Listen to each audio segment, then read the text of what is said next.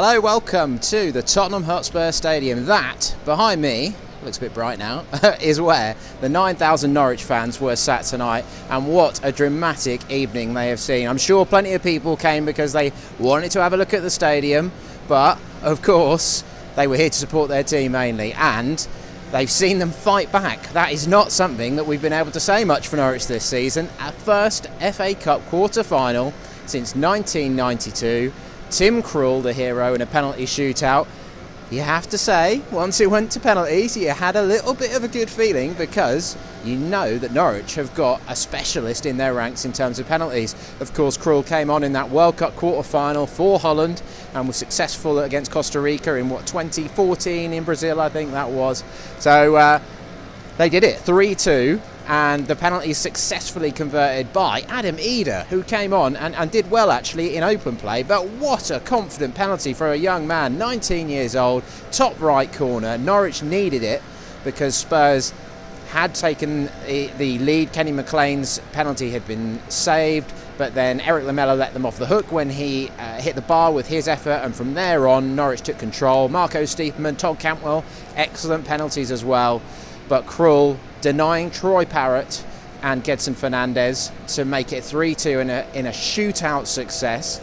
I'm going to have to keep the video verdict fairly short because, as you can imagine, everyone's in a hurry to get this place closed up. It's I think it's about 20 to 11 now. We've got to make sure we get the last train back to Cheshunt as well, and the away end emptied out very quickly as well because there's a bit of a race against time for them all to get the last train if that's where they're heading, if they're going to Liverpool Street. But what an exciting night for Norwich and a real nice boost to what has been a difficult season. It actually finished 1-1 after extra time. Spurs took the lead early doors, 13th minute. Jan Vertonghen powered in a header. That all came from Mario Vrancic losing him a free kick. He'd actually been booked for a bad tackle on Giovanni Lo Celso, Vrancic, but play continued on. Stephen Bergwijn went down easily under a challenge from Emi Buendia, and Lo Celso then whipped in a nice free kick, to be fair, and it sort of showed up Norwich's zonal marking again.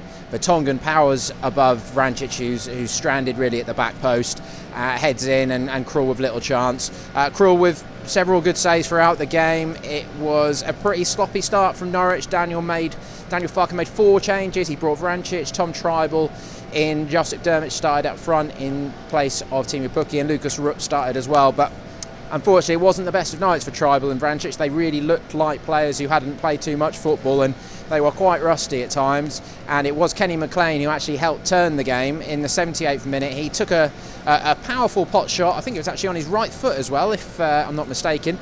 And a poor spill from Michael Vorm in the goal for Tottenham. And Dermot, good determination following in. Swiss striker on his just a second start for Norwich, but gets his third goal of the season.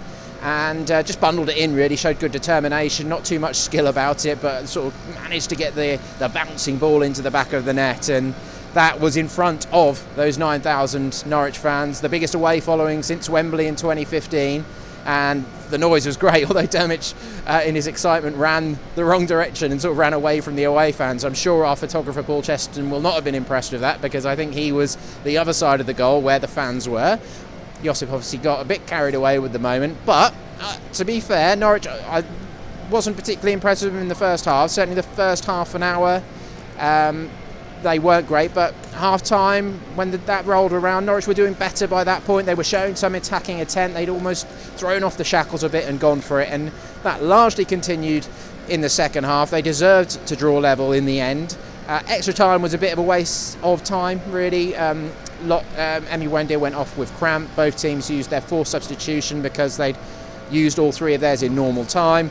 And there were a few half chances here and there, a bit of pinball, bit of drama, bit of chaos, but the game had lost its shape and its tempo by that point. So you could kind of tell from early in extra time that penalties were on their way. And from there, Tim Krul came into his own, did everything he could to put off the Spurs players, was having a little word in their ears, time wasting, and he comes up trumps for Norwich to set up. Weirdly, mid-game, the draw was still made because Manchester City's game at Sheffield Wednesday had finished, and they carried on with the draw as normal at 9:50. So it's in extra time for us. We find out it is a home draw against either Derby or Manchester United, who play on Thursday night. What an exciting prospect that is. A home tie is obviously a massive plus, but if it's Derby, then Norwich are 90 minutes away from a Wembley semi-final against a Championship team, and that would be Wayne Rooney coming to Carrow Road again as well. Although we can't get ahead of ourselves. They play Thursday night. Equally, if it's Manchester United, they kind of owe them one, don't they? That 4-0 drubbing at Old Trafford in January, and the 3-1 at home when Tim Krul, of course, saved 2 penalties. So, yeah, it's really interestingly teed up. I better crack on. We've got plenty to get on with, tight deadlines for print. I'm going to go and file further details of that draw to PinkUn.com now. Connor is hopefully speaking to Tim Krul as we speak, and Paddy to Daniel Farker. So there's loads to get your teeth into at PinkUn.com. As I say, I'm going to have to keep the verdict fairly short. I hope the lawnmowers haven't made too much noise in the background, but let's enjoy it. A penalty shootout win here at Tottenham, and Norwich are heading in to the FA Cup quarter-finals.